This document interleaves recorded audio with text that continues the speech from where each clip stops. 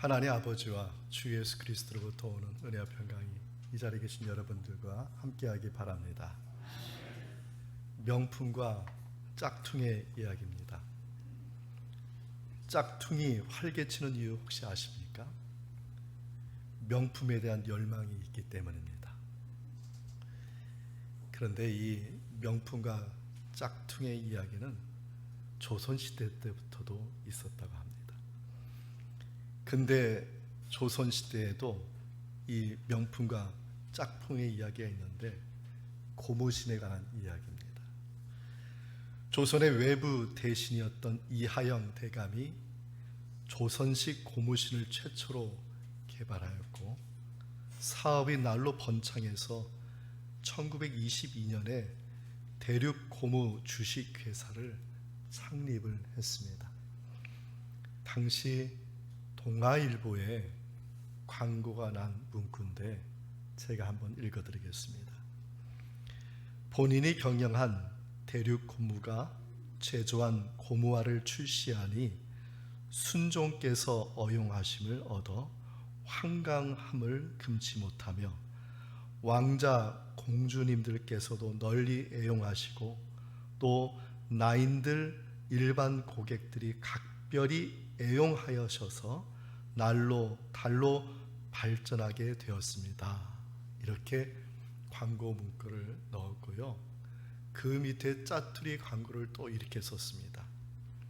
다른 회사가 조약한 제품을 본사의 제품이라 사칭하여 판매하니 본사의 상표 대륙에 주의하시옵소서 이렇게 써서 짝퉁을 사지 말라고 광고를 했어요. 처음 광고 문구가 본인입니다. 바로 이 회사를 창립한 이 대감, 이하영 대감이겠죠. 짝퉁이 활개치고 팔리니까 걱정이 된 거예요. 그래서 그 고뇌를 이 광고 문구 안에 짧게 쓴 것입니다. 명품과 짝퉁의 이야기를 보면서 하나님이 우리를 바라보시는 그러한 모습은 어떤 모습일까라고 생각해 보았습니다. 명품인 신앙을 가진 사람이 있겠고 또 그렇지 못한 사람이 있을 수 있는데 이 자리에 계신 우리 모든 성도님들은 명품 신앙을 소유한 사람이기를 바랍니다. 그러면 어떤 신앙이 명품 신앙일까? 본문에 나온 몇 가지를 살펴보겠습니다. 첫째는 명품 신앙은 무엇이냐면 실족해 하기보다는 사랑하고 용서하는 신앙이어야겠다. 예수님께서 하신 말씀이거든요. 본문 1절을 함께 읽겠습니다. 예수께서 제자들에게 이르시되 실족하게 하는 것이 없을 수는 없으나 그렇게 하게 하는 자에게는 화로다. 본문 앞에 나온 부자와 거지 나사로의 이야기가 본문과 연결되어 있다는 점을 우리는 생각해야 됩니다. 죽음을 얼마 남겨두지 않은 거지 나사로가 부잣집에 가서 먹고 살았어요. 그럼 부잣집에서 뭘 먹고 살았는지 아시죠? 빵 부스러기를 먹고 살았습니다. 빵 부스러기는 양식의 빵이 아니라 손님들이 손의 때를 벗겨내기 위해서 그러한 방법으로 식탁에 올리는 빵 부스러기입니다. 손님들 각자가 빵을 이렇게 부스려서 때를 벗겨냈으니 빵가루가 어떻게 됐겠어요? 그냥 가루채냥 밑에 있겠죠. 흙으로, 흙 위에 그 가루를 어떻게 먹겠습니까? 모자니 흙이 같이 겹치고 그러면 다른 방법이 없죠. 핥아 먹을 수밖에 없는 것이죠. 혀를 댈 때 그 빵가루가 입에 딱 달라붙는 그 방법을 취할 수밖에 없는 거예요. 마치 들깨들이 그 빵가루를 먹고 살듯이 이 거지 나사로가 그렇게 살았던 것입니다. 그런데 성경은 연약한 자를 돌보라고 아주 출애굽기에서부터 이미 벌써부터 얘기를 하였습니다. 모세가 시내산의 십계명을 받으러 올라갔을 때 하나님께서 십계명과 함께 하신 말씀이 뭐냐면 연약한 자를 학대하지 말고 그를 돌봐주라고 말씀하셨어요. 출애굽기 22장 21절 23절 말씀을 함께 읽겠습니다. 너는 이방 나그네를 압제하지 말며 그들을 학대하지 말라. 너희도 애굽 땅에서 나그네였음이라. 너는 과부나 고아를 해롭게 하지 말라. 내가 만일 그들을 해롭게 함으로 그들이 내게 부르짖으면 내가 반드시 그 부르짖음을 들으리라. 아멘. 부자와 거지 나사로에 나온 그 부자는 유대인이었을 것입니다. 유대인이면 어렸을 때 성경 말씀을 잘 배웠을 것입니다. 이 부자가 이 출애굽기의 말씀뿐만 아니라 연약한 자를 돌보란 말씀을 어떻게 들었을까요? 신앙인이라면 그 거지 나사로를 보고 그냥 넘겼을까요? 아니죠. 배려했겠죠. 배려했겠죠. 성경에 나오는 하나님은 배려하시는 분이에요. 그 사람이 아무리 죄인일지라도 먼저 배려하시고 회개하는 것을 보시고 그 죄를 용서해 주시는 분이십니다. 배려라는 이 말이 무슨 뜻인가 찾아봤더니 관심을 가지고 마음을 써서 도와주거나 보살펴 주는 것, 이것을 배려라고 합니다.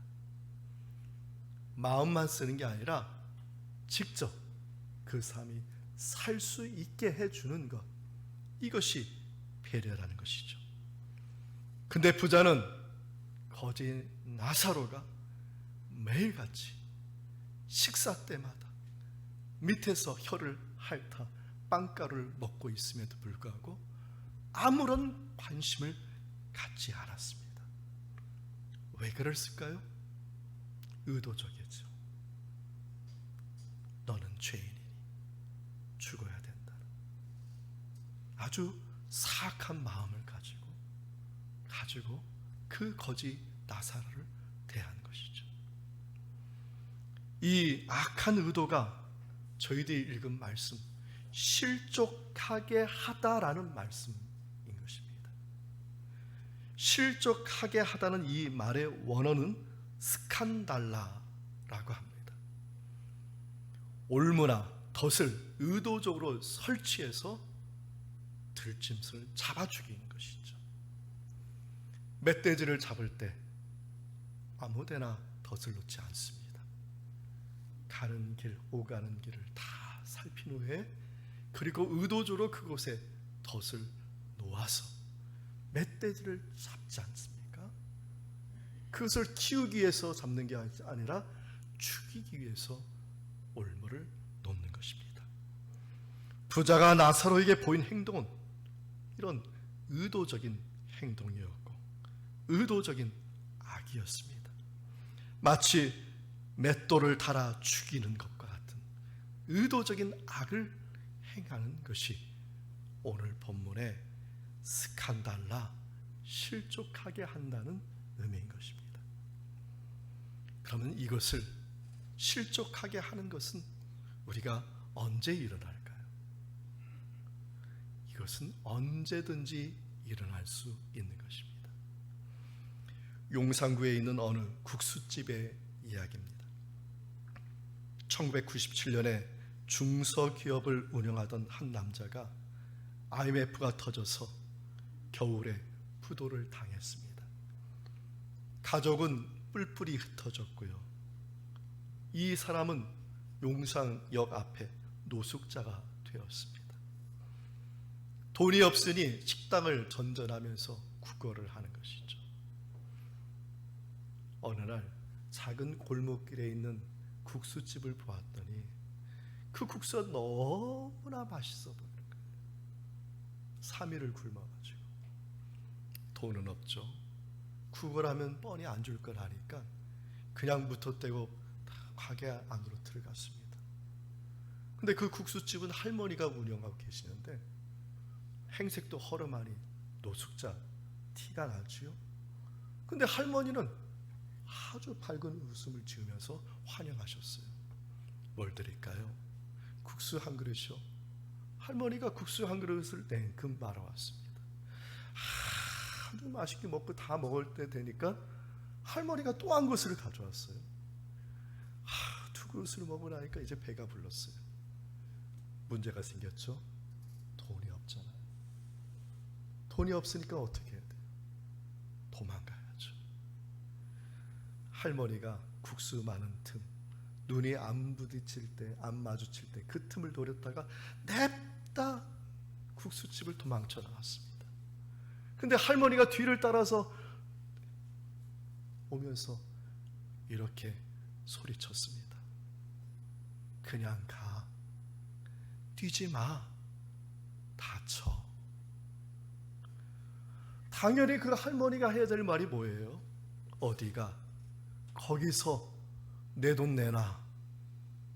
이게 당연한 건데 할머니가 그냥 가. 뛰지 마. 다쳐.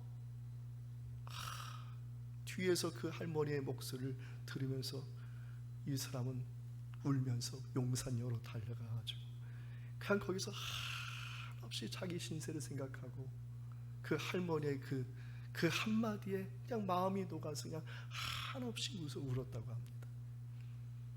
그런데 얼마 후에 하나님이 도우셨는지 이 사람이 파라과이로 이제 가게 돼가지고 거기서 15년을 열심히 일해가지고 다시 재기를 해서 한국으로 돌아와서 보훈을 했다는 그런 이야기입니다.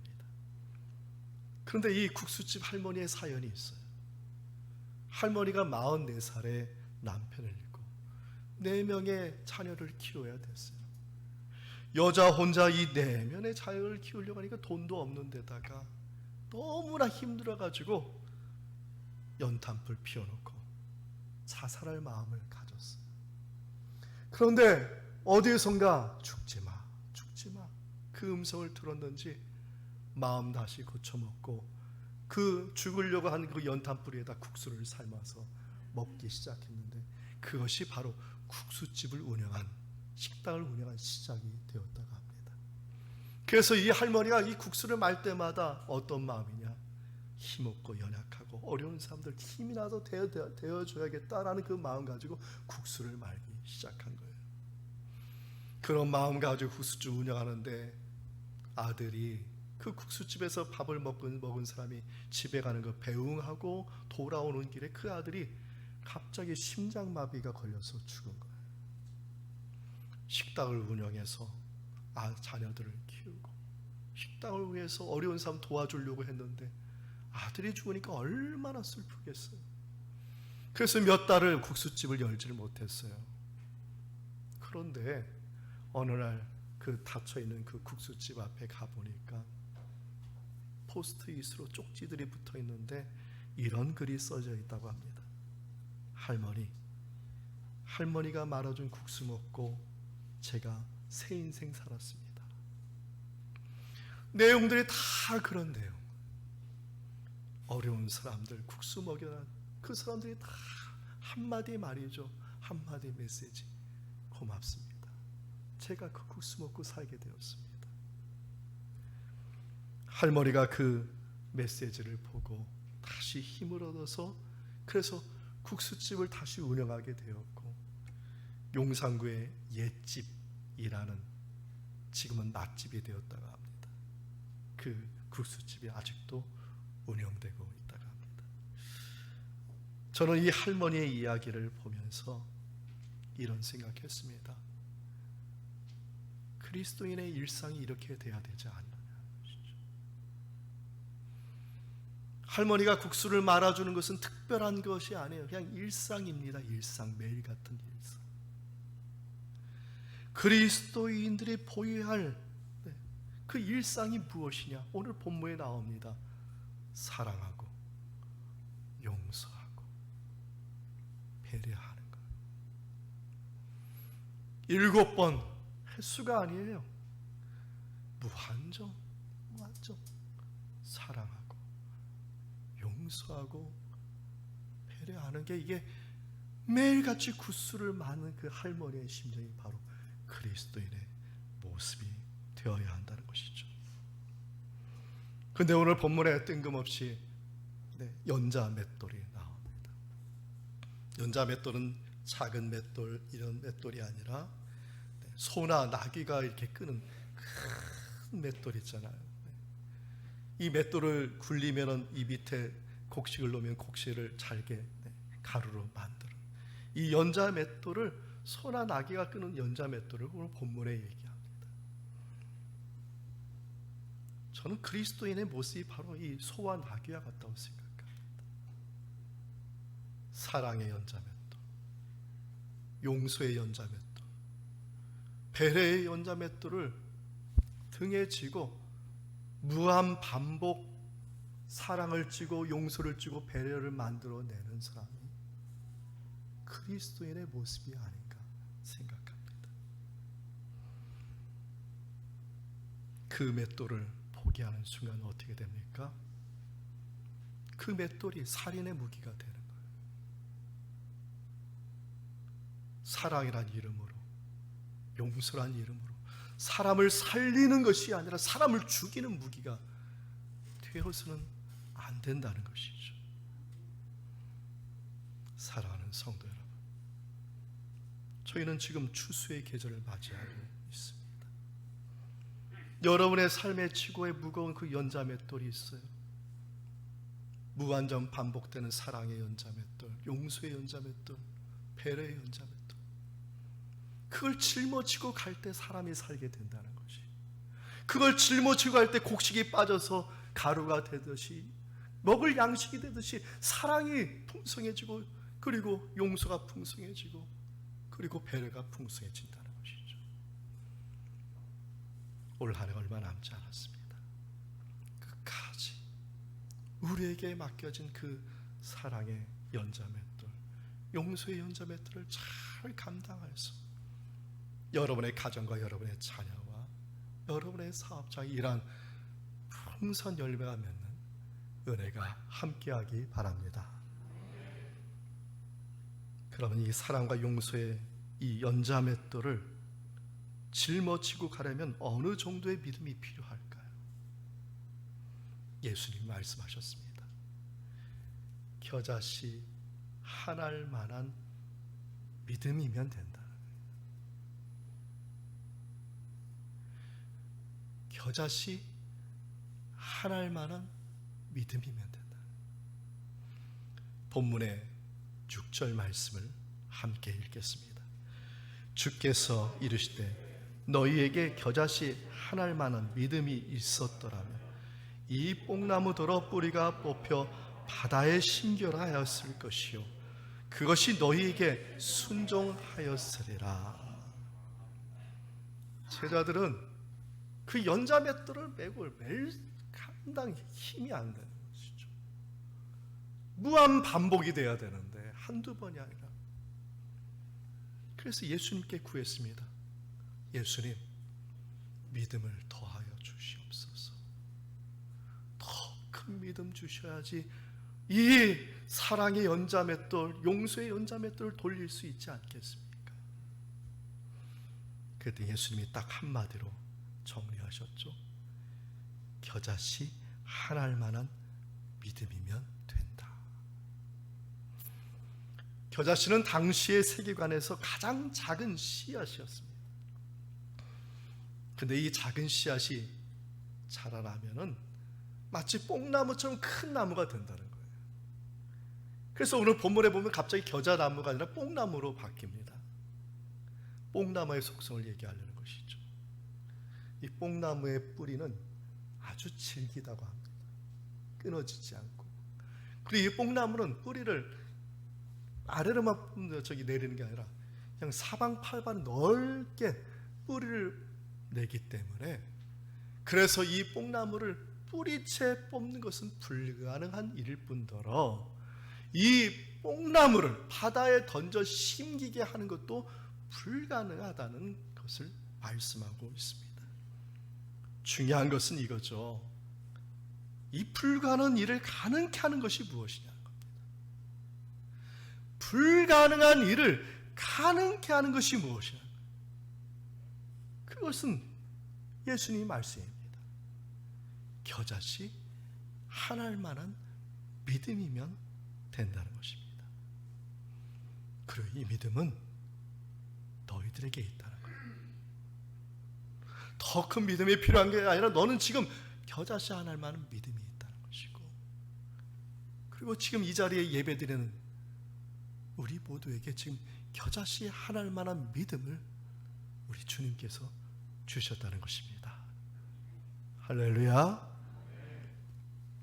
이 겨자씨 하나의 믿음을 갖는 것, 문법적으로 특별하게 표현되어 있습니다. 현재 능동태로 되어 있습니다. 현재 능동태는 현재뿐만 아니라 반복이 되는 겁니다. 다시 말해서 우리 매일의 삶에 필요한 믿음이 무엇이냐?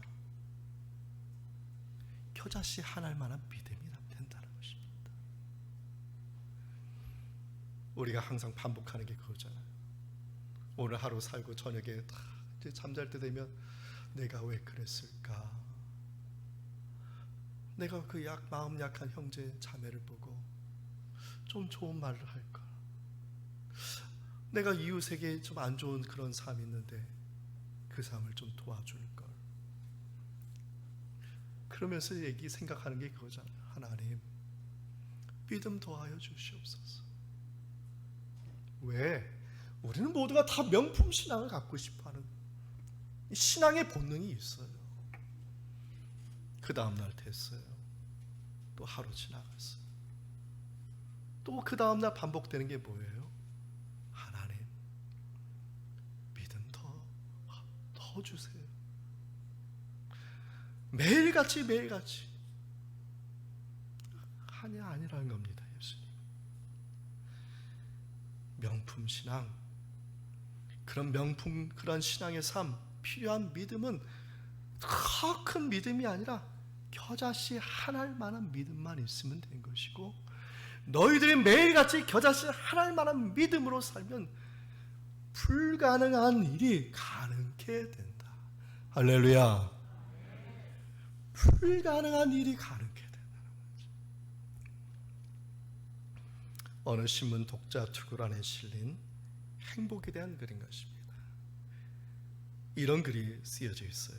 행복이란 나만의 방이 있는 것이고, 행복이란 나를 믿어주는 부모가 있는 것이고, 행복이란 간절히 바라던 전화가 걸려오는 것이고, 행복이란 나도 다른 사람들처럼 좋은 옷 입고 사는 것이다.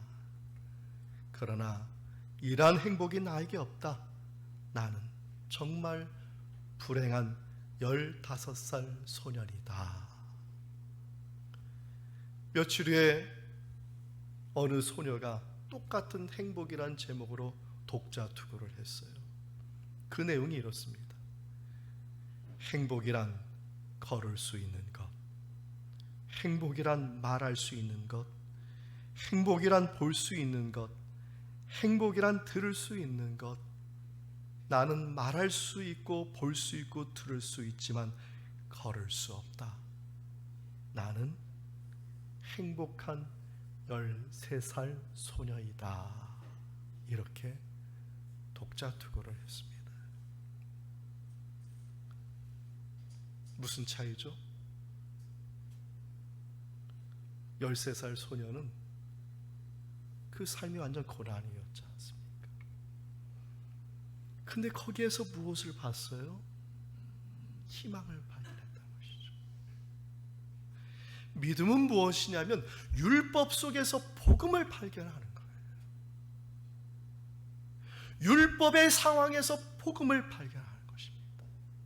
고난의 상황에서, 문제의 상황에서 복음을 발견하는, 겨자씨 하나일 만한 복음을 발견하는. 기원전 586년 남유다가 멸망할 때 포로로 바벨론에 사로잡혀간 사람 중에 한 사람이 다니엘이라는 사람이죠.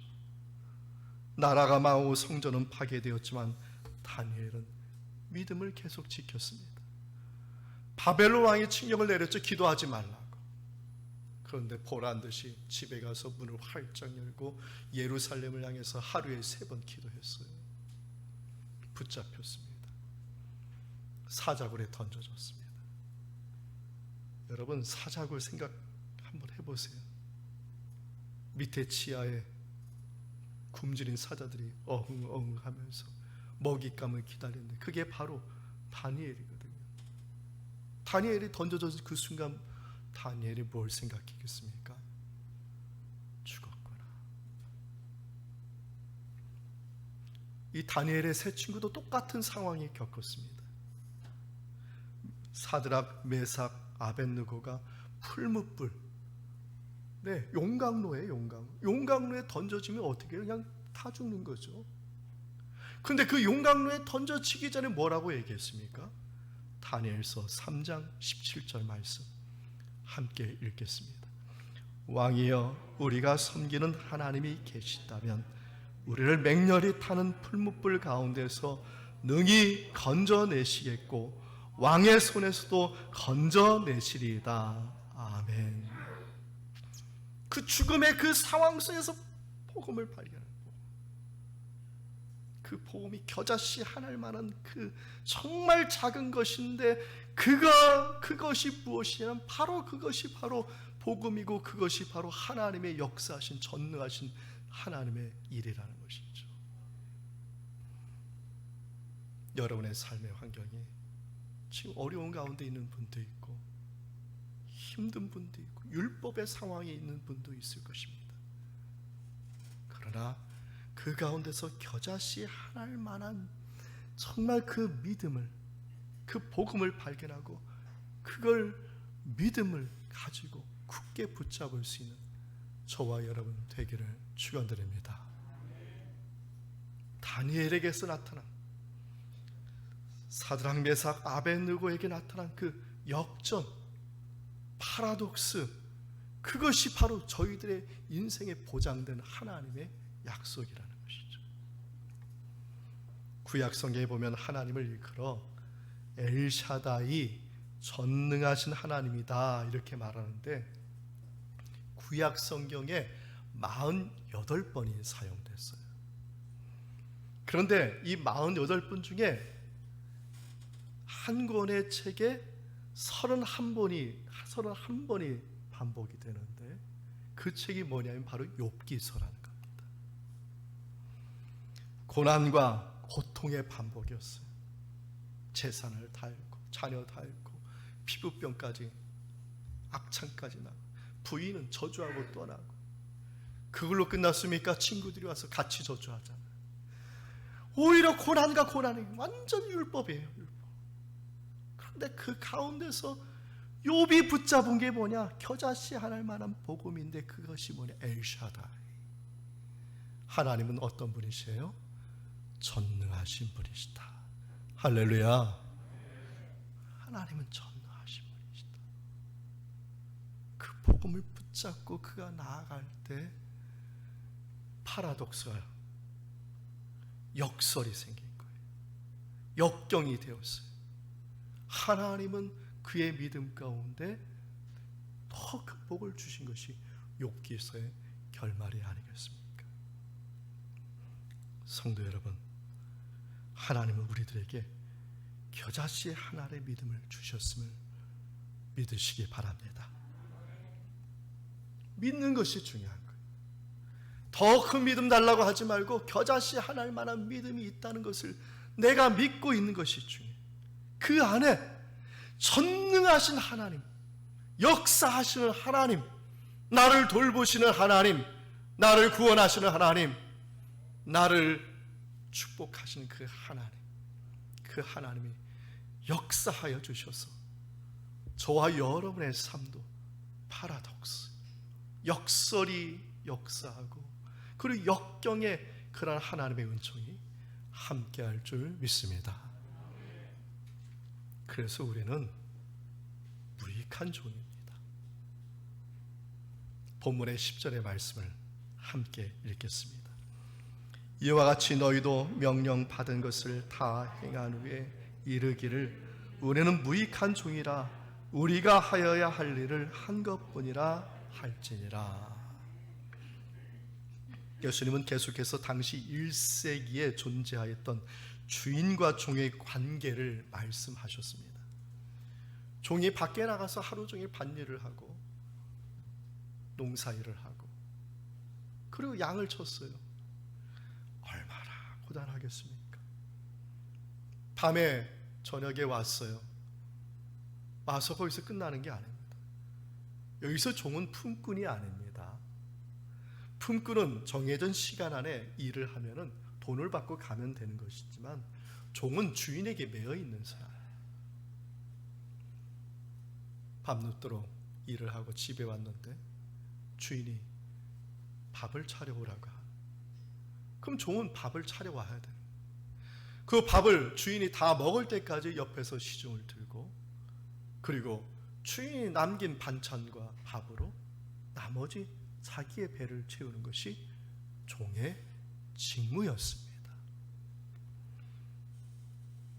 중요한 것은 지금 1세기에 있었던 주인과 종의 관계가 아니라 이와 같이 10절에서 예수님께서 당부한 말씀이에요. 우리 10절의 말씀을 우리 다시 한번 읽어보겠습니다. 이와 같이 너희도 명령 받은 것을 다 행한 후에 이르기를 우리는 무익한 종이라 우리가 하여야 할 일을 한 것뿐이라 할지니라. 아멘. 종이 나는 무익하다 이렇게 고백을 했습니다. 여기서 무익하다는 말이 문자대로 하면 무능하다는 겁니다. 그런데 이 본문의 문맥상 이것은 나는 무능하다는 말이 아니죠. 관용적인 표현이죠. 겸양해서 자기를 낮추는 말인 것이 분명합니다. 그러나 맥락상 신앙적인 의미는 좀 다릅니다. 이 뜻은 나는 주인이 없이는 아무것도 할 수 없는 사람입니다. 이렇게 고백하는 겁니다. 사랑의 연자맷돌을 돌리고 용서의 연자맷돌을 돌리고 배려의 연자맷돌을 돌릴 수 있는 것은 내가 한 것이 아니라는 것이죠. 전능하신 하나님께서 힘주시고 능력을 주셔서 그 사랑의 연자맷돌을 돌리고 용서를 할 수 있었지, 내 심정이면 절대 용서하고 사랑할 수가 없어요. 하나님이 하셨습니다. 하나님이 하셨습니다. 겨자씨 하나님의 믿음이 뭐냐? 나는 무능합니다. 하나님이 하셨습니다. 하나님이 이루십니다. 하나님께서 없이는, 하나님이 없이 나는 아무것도 할 수 없는 존재, 나는 무익한 종입니다. 저는 오늘 예배를 인도할 때 빼놓고는 여러분과 같은 회중석에 앉아서 예배했습니다. 왜 그렇습니까? 예배의 대상은 제가 아닙니다.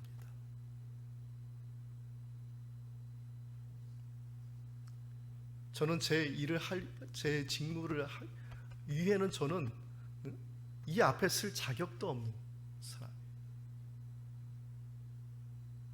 예배의 대상은 누구예요?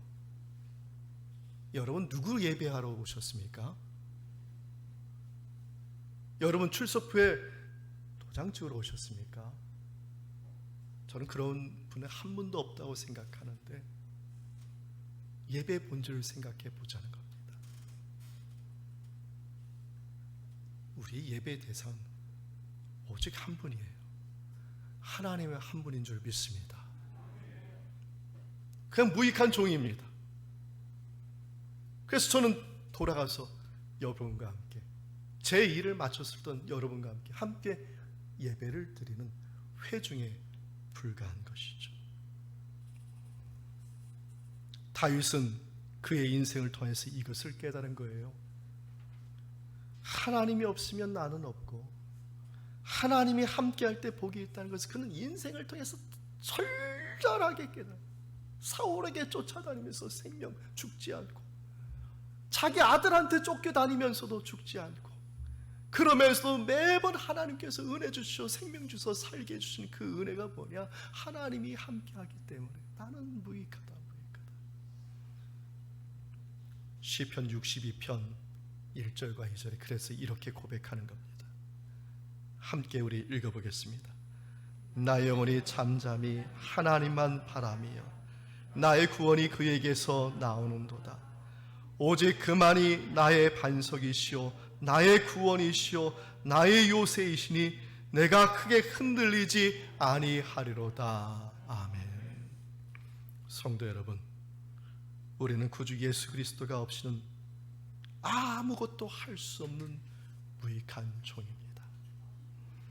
주님의 십자가의 사랑으로 우리를 구원하시고 살게 하시니 우리가 지금 이 자리에 있는 것이지, 그 은혜가 없으면 우리가 어찌 이 자리에 설 수가 있겠습니까? 우리 각자가 지고 있는 그 십자가, 신앙의 연자맷돌이 있어요. 그러나 우리 가운데 와 계시고 우리 마음에 와 계신 주님이 그 연자맷돌을 함께 메고 있다는 것이죠.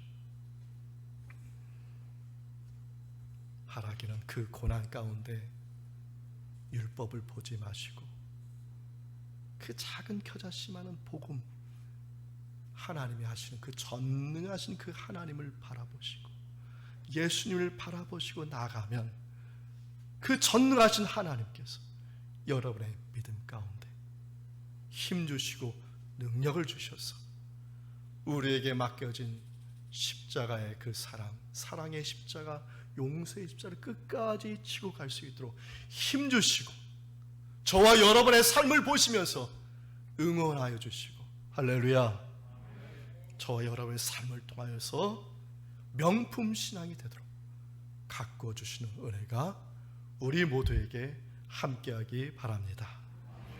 이 말씀의 은총이 예수 그리스도 안에서 저와 여러분의 마음을 지키시기 원합니다. 아멘.